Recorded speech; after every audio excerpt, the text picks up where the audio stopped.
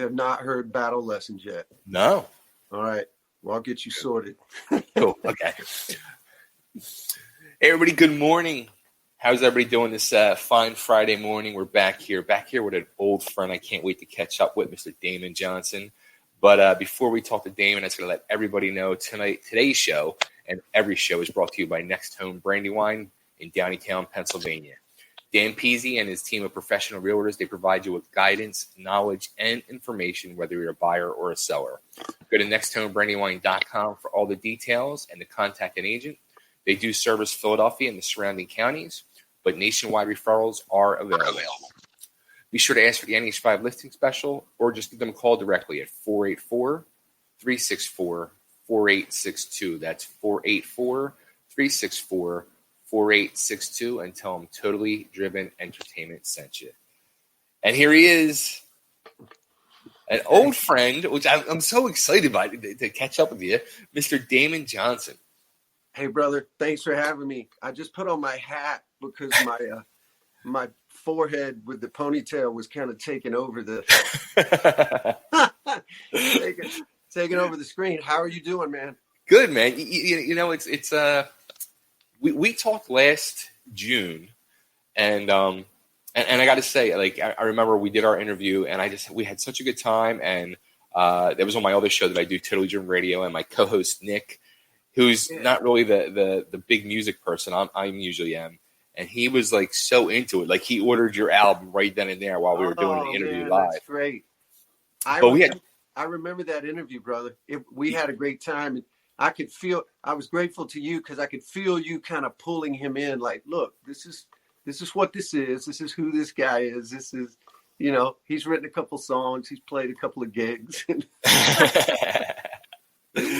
was fantastic. You know, the funny thing is, like, a big thing we talked about then was you being in Nashville and, how Nashville was like the hot place and everything now. And it was like a week or two later, I ended up winning a contest, which brought me to Nashville for the Rock and Pod convention. And wow. I ended up moving here in September of last year. So we're kind of neighbors now. What? That's amazing. Yeah, man.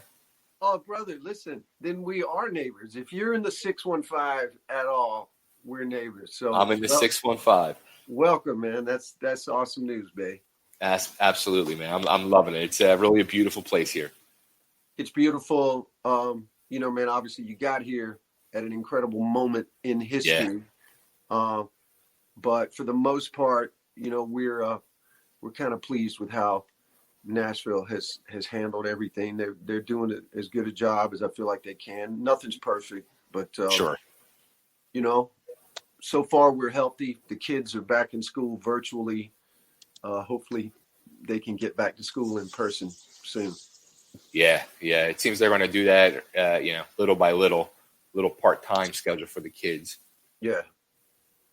Now, how about you? Like how you've been holding up through all this craziness?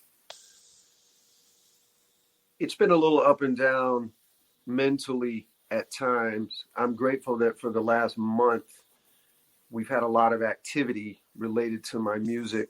We're dropping the first single off the new album. It's going to be up on all the digital platforms next week. Nice. We're doing this insane live stream with my band and my very special guest, your neighbor now, in the 615, Richie Faulkner from Judas. Oh, Richie's here too? Richie's here, man. Wow. He and his girl, they live out in Murfreesboro. And, okay. Richie and I have been friends for a long time, and he saw that I'd been doing some live streams back in the late spring, early summer, and he said, hey, man, if you ever want to just, have a laugh, and if you need another guitar on anything, let me know, because he knew I was operating as a trio. Right. So I came up with this crazy idea, basically to kind of celebrate the launch of the single in this new world we're living in the pandemic. Like, man, what could we do that would be more than just, putting up another live stream and playing some songs. So I reached out to Richie. I had this idea to celebrate some Thin Lizzy. Thin Lizzy just celebrated their 50th anniversary. which is a big number. Yeah, right. But it's incredible to think that, 50 years ago, Phil Lynott and Brian Downey started a band together.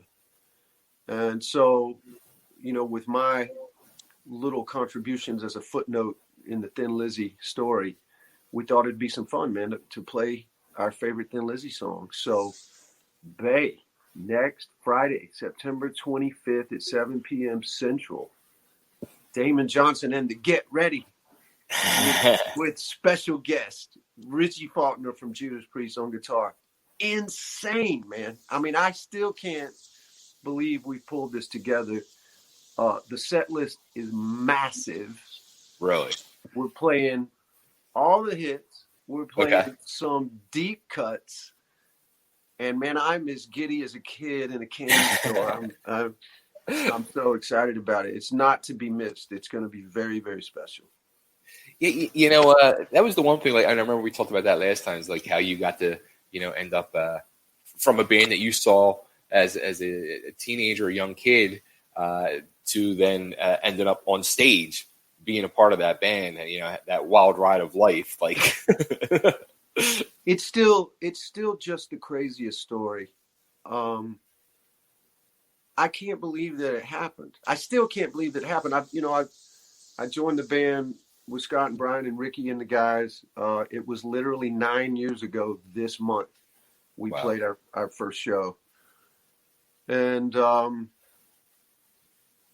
it's people have said, oh, wow, what a dream come true. I'm like, hang on a minute.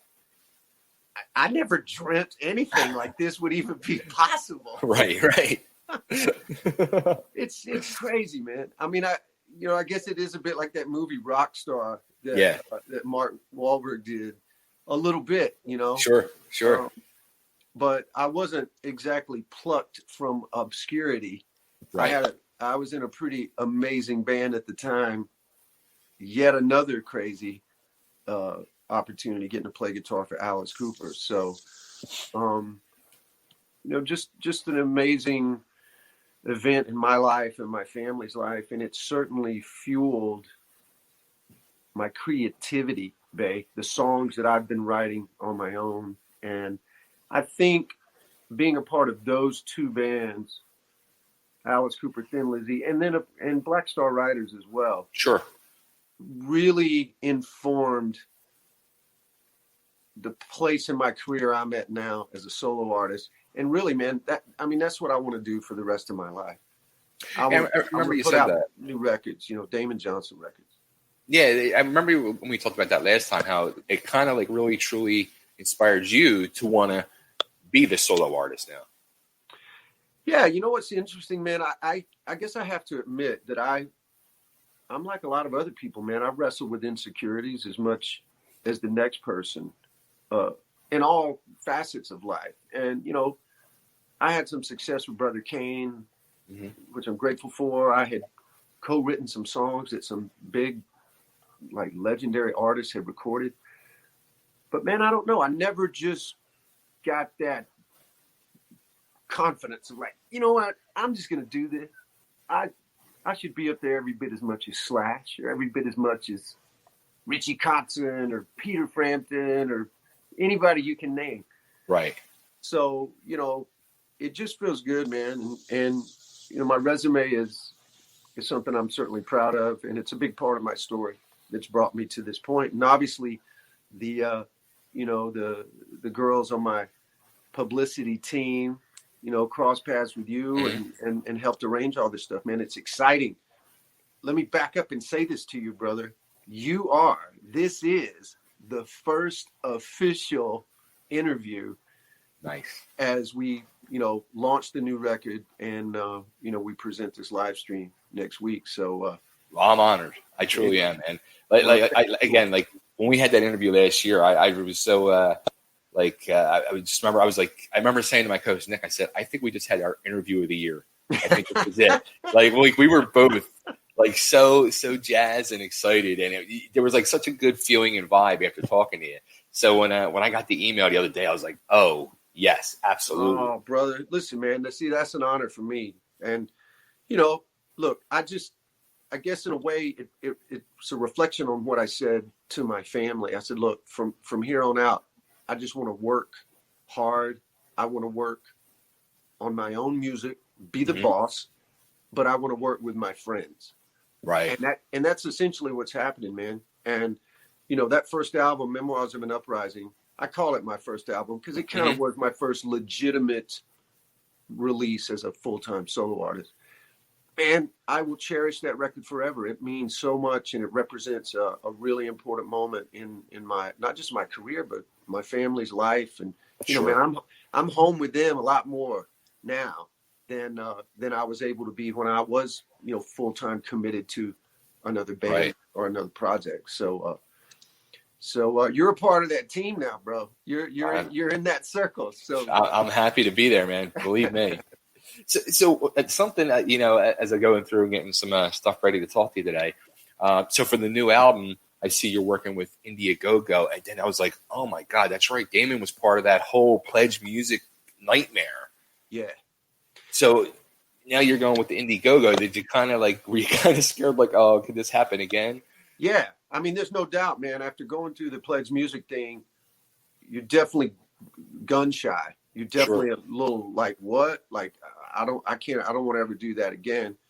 I've got a good team of people that have really helped direct me and give me some good advice. I did a lot of research, babe, on my way to discovering Indiegogo. Look, man, you know, pre-order platforms, crowdfunding platforms, they've been around a long time. Right. And it was just unlucky for me, man, that the one platform that I chose 2 years ago, which was a very respected and very successful platform with a good track record, I just got unlucky, man. I was one of the ones that happened to be with them at the time. They decided to go rogue and steal a bunch of money, man, from a lot of artists. And it's a despicable thing, man. You know, I've kind of just put it in my rearview mirror and moved forward. Sure. And my fans, I know for a fact from talking to them, they really respected the fact that I made it a point to fulfill all of the things that they had pre-ordered on that campaign. So when I found Indiegogo, researched that, the great thing about them, babe, is it's not just a music-based platform, man. They do crowdfunding for everything: movies, sculptors, authors, painters, inventors. You know, and they've been up a long time, been really productive. And during the pandemic, we basically were forced, because of the upheaval from COVID, we kind of did it in 2 stages. So I had one phase back in the first part of the year. Man, those guys have already sent me a check for all the stuff that we sold and pre-ordered. We're almost finished with phase 2, and we've just about reached our goal there. So, man, I'm thrilled. I can't say enough good about that company, and I can't express enough gratitude to my fans. If any of your listeners are interested in pre-ordering the record, it's very easy. Go to Indiegogo.com, INDIEGOGO, and just search Damon Johnson. It'll pop up. Nice. And there's a lot of cool stuff on there. You can pre-order. Cool stuff. Yeah, the CD and the vinyl. And I think my wife just said somebody bought a stage jacket that I've worn for the last 3 years. Oh, cool. And, you know, there's little cool stuff like that, man. If you can go golfing with Damon, you can have Damon come to an acoustic party at your house. Man, private acoustic shows. We can play around the golf together. I've got some really cool, there's a pick pack that's like, I think it's 8 or 10 guitar picks from my whole career. That's cool. It's just cool, man. I mean, if I was a fan, it's like my manager and I were talking about. I says, man, if I could have done that with Van Halen, you know, when I was a kid or even in my 20s or 30s, I would have been like, yes, absolutely. Sign me up. Yeah, exactly. Now, the one super cool thing that I noticed when I was watching the video you put on Indiegogo, and I was like, oh man, me and Damon are so connected. there in the background, you have an Evel Knievel autographed picture. I have it right here, man. Here, dude, check it out. Look at this. That's it. That's it. I am such an Evel Knievel freak. Yeah, man. Me too, brother. Shout out to my great friend Ben Owen. Nice. From up in Illinois. We've done a lot of work together, a lot of shows together. And we kind of met. He was a fan. And over the last 10 years, man, we've become great friends. And he gifted me that. And That's awesome. That's awesome. I think Bay, you'll love this story. I'll be quick. Go ahead. He had gone with his dad to some autograph conference, where they had all these different wrestlers and athletes and whatever. And he said he remembered being with his dad, and his dad flipped out. Goes, "Oh my God, there's Evel Knievel." So he bought that. Evel Knievel signed it. He signed it with the two different Sharpies too, man. He signs Evel in red and Knievel in blue. That's awesome. Awesome. That is awesome. That thing has been it's been kind of my background. You can see my Phil Lynott. Can you see that picture over my head right there? Man, that's a black and white 8x10 I got from my friend Dale James. Dale James, I got when I was writing songs in Brother Kane before the first record.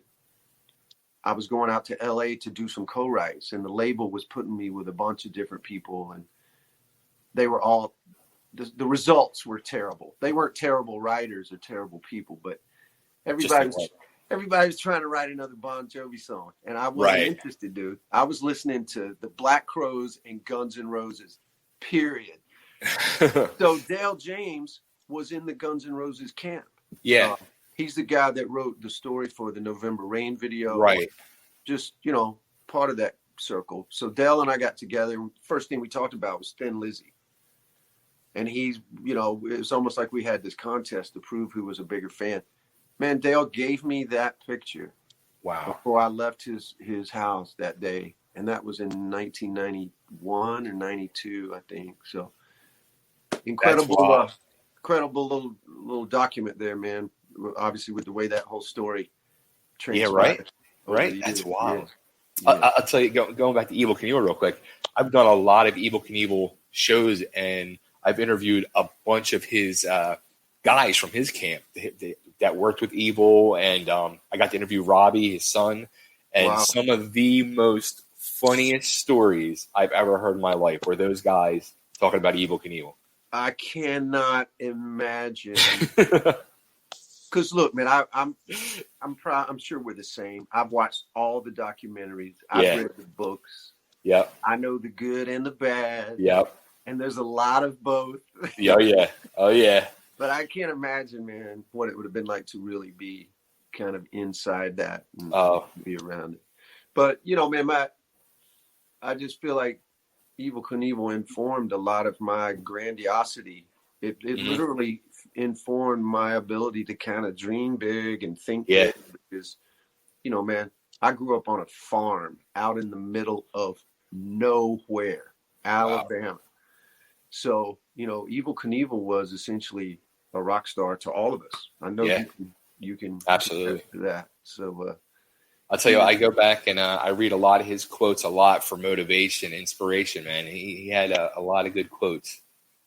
Oh, no doubt, man. I mean, for him to be making those jumps without, technical, data, they weren't using geometry and physics or any of that stuff, man. They would walk off the distance. They'd make sure they had enough gas in. Yeah, exactly. And he would just go. Oh, bro. Oh. It's like, listen, man, if that guy can jump a bunch of diesel trucks on the outside of some dirt racetrack in Southern California in 1972. Right. I can write a bunch of rock and roll songs in my basement and put out a record and put my name on it, So I guess that's kind of like, so the new album is going to be called Battle Lessons. So I guess that's kind of it. Like you've gone through a lot of battles in your life and learned your lessons. Well, Battle Lessons was the title of a song that I wrote about halfway through the process. Most of these songs, man, I wrote with my great friend and collaborator Jim Troglin, and he had sent me some lyrics. I remember it had a line in it, something about lessons to be learned, and I don't know. I just kind of took that and put it in the song I was working, and I remember as I was singing, there was something about the phonetics of it, that weren't working. I'm like, this needs some razzle dazzle. It needs something else. And I sang Battle Lessons. And I don't even really know why. It's just one of those things that kind of came out. And, I sang it, made the demo, sent it to Jim, and he called me right back. He goes, bro, that represents so many things. Like you just said. Yeah. Things you've been through in your life, lessons you've learned. I don't know, man. I guess in a lot of ways, being a touring musician, sometimes it is a battle, man. It's a lifestyle that is not for everybody. Nah. And you kind of have to be fortified and have some tenacity, and you got to put up with a lot of ridiculousness, So, I was really proud of that, to say there are no battle lessons lost on me. Like, I've learned from all that stuff, man. Right. And, everything's been a little chink in the armor or a little step up this ladder. And, I'm grateful for all of those experiences, man. It has informed this record, this moment, with as much humility as I can muster, Bay. This is the best collection of rock songs I have ever been a part of. That's awesome. So I just look at those experiences, man, and all the bands and all the musicians I've had the pleasure and the honor to get to play with. I've learned from all that. It's put me here. That's awesome. Now, do you have a release date set for it, or? There's the single release date, as you know, is next Friday. Right. Battle Lessons is the title track. So that's it just worked out to be one of the songs out of the first batch that everyone was excited about. So we're releasing that. Thanks to the Indiegogo campaign, we've been able to kind of continue to make the record as we go along. Okay.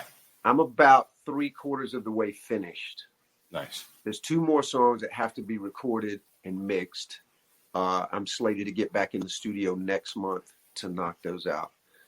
So, again, man, gratitude to all my supporters and fans, and they've been super patient, and they kind of know how the process works. You pre-order the music, and it may be several months before it's totally finished and ready. But I don't know, man. It kind of puts like this incentive on me, like, wow, look at all these people supporting this. I better deliver something. I want to deliver something that's as quality as I can possibly come up with, and I absolutely feel like I've done that. And I think you were, from when I looked last night, you were like just about at the goal too. Yeah, man. As a matter of fact, we may hit it today. Today may literally be the day. And the cool thing about reaching the goal on any of these crowdfunding pre-order campaigns is if you reach the goal, then you're able to leave that pre-order up ongoing. Okay. Because I guess the thing for these platforms, they've got a certain amount of data, a certain amount of space that they can occupy on their server. Gotcha. So if you don't reach your goal, you're able to kind of take the revenue you've acquired, but then they pull that campaign off of their platform. Gotcha. I think we're gonna hit the goal, and then we can keep that pre-order up for the next 6 or 8 weeks while I'm finishing up the record, which will be great. That's awesome. Yeah. Now, the one thing I wanted to go to, and we talked before we went live, we talked about it a little bit, but like when the pandemic first hit, you were doing some weekly. I don't know if you did it weekly, but I know you did it a few times. You're doing some live streams, which you were doing on Facebook initially. Yeah. And then you jumped over to the platform which you're going to do the live stream, the Thin Lizzy tribute next week on, called Veeps. Yes. Well, when the pandemic first hit, everybody was stuck at home, and just out of sheer boredom, I'm like, well, hey man, I'm going to play some acoustic on my Facebook, on my YouTube channel and stuff like that. It was a lot of fun. Well, all of a sudden the landscape started to show clearly that none of us were going to get to go back to work for a while. Right. And, man, I was talking to my booking agent and my manager, and, man, those guys are out of work as well. Mm-hmm. Everybody's out of work. Mm-hmm. So I felt like to do a proper stream, I'm grateful, man, that my whole, my trio, everybody lives here in Nashville. So it's not like we were having to fly people in and put them at risk with the, the health restrictions and things like that. So we were able to get together safely. I guess in a way, I swear, babe, I just feel like it kind of gives everybody a little love. Like if we could sell some tickets and put it on a respected platform like that. The quality of the shows has been incredible. The quality of the video, quality of the audio. So, everybody can hopefully generate a little revenue, and it's been really good for team spirit. You know what I mean? Sure. Sure. Because, man, my band is incredible. My team is incredible. And I guess with finishing the record now in conjunction with these live streams, the goal for me is to just be ready to jump out of the gate, man. Whenever we get the green light to get back to work. Sure. We're gonna have a lot of stuff lined up and ready to go. Nice. So now the live stream that you're doing next week with your band and Richie from Judas Priest, is that gonna be like on a stage somewhere you're doing it, or? Yeah, we're gonna film this one in one of the big rehearsal rooms at SIR. Okay. They've got a big room with a big sound stage, and this one will be very different from the other ones we've done in that we're gonna set up in more of a traditional, like amps, looking out. We're bringing in a few lights. It's gonna look a bit more like a real show. We got multi cameras. It's gonna be amazing, man. So this Thin Lizzy set list is 14 songs, babe. Wow. 14 songs. At the end, we're gonna play for the first time ever. We're gonna perform Battle Lessons. Nice. With Richie. I was just gonna ask that. It's just sick, man. It just sounds insane. I got with him a couple days ago, and we ran through the songs again. Richie's one of my favorite people on the planet, man. He's just a sweetheart, but he's also one of my favorite guitarists, man. The guy's vicious, so talented, is inspiring, man. It's always great to just hear him play and watch him play. So the fact that he wanted to, play with me, play some of my songs, and play this Thin Lizzy stuff, I'm truly honored, man. It's incredible. That's awesome. He's got kind of a thing too, like similar to you, like how you ended up in Thin Lizzy, how he ended up in Judas Priest. Yeah, it's a very, very similar story. And man, talk about a good fit. Jesus Christ, man. They couldn't. There's no way they could have picked a better guy. Yeah. And he's so respectful and so humble about the legacy of that band. Mm-hmm. And the fans know it. All the Judas Priest fans, man. You don't hear anything but positives and acceptance of Richie's contribution. So it's absolutely, it's fantastic. That's awesome. Cool. So Damon, I'm happy to be part of the team. Happy to be talking to you again. Happy to be a neighbor. Yeah, dude. Listen, I guarantee you, man, when things get back to normal and we'll see each other somewhere, be sure and say hello. And listen, absolutely, to me, babe, when the record is done, mm-hmm, man, I'd be grateful if you'd have me back on. Absolutely, dude. Once you've had a chance to listen to everything, I'll get with the girls. I don't know if you talk to Melissa or Michelle. Michelle. Yeah. I'll make sure they send you. We've got like a SoundCloud link, so you can at least listen to the single. Cool. Yeah, that'd be awesome. Yeah, can't wait for you to hear it, man. It's badass. You're gonna be like, all right, I see why he's excited. I'll tell you what, on my Spotify in heavy rotation still is Shivering. I freaking love that song. Thank you so much, brother. That song will always be very special to me. It was the highlight song off that record, and it really it propelled me forward, man. It got us moving this thing in the right direction. So thank you for that. Absolutely. And thank you. And another thank you too. Another song I said this to you last time. When I found out that you co-wrote Ghost from Skid Row, I was like, oh, love that freaking song. What a great song. It is. I am going to cut my own version of that song one day. Sweet. I don't know when, but it is truly, truly a special song. And it was so much fun, man, to write that song with the guys, and definitely a song I'm very proud of. Awesome. Well, Damon, where should we send everybody? Indiegogo? They can contribute? Thank you. Indiegogo.com, and just type in Damon Johnson. The pre-order will come up.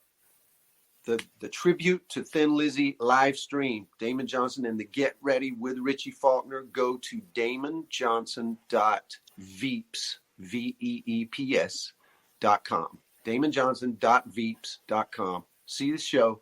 You can always go to damonjohnson.com itself. All the stuff is there. Right there. It's a pleasure and an honor, my friend. It's all Hey, you're the first, dude. Welcome. Congratulations. You have won a bag of Skittles from Alice Cooper's dressing room. There you go. Hey, winning. Hey, man, listen, all the best. Stay You healthy. too. Welcome to town. I can't wait to run into you, brother. Thank you for having me on the show. Absolutely. Thanks, man. Congrats All with right, everything. I'll talk Take care. to you. Yeah. See you. Bye.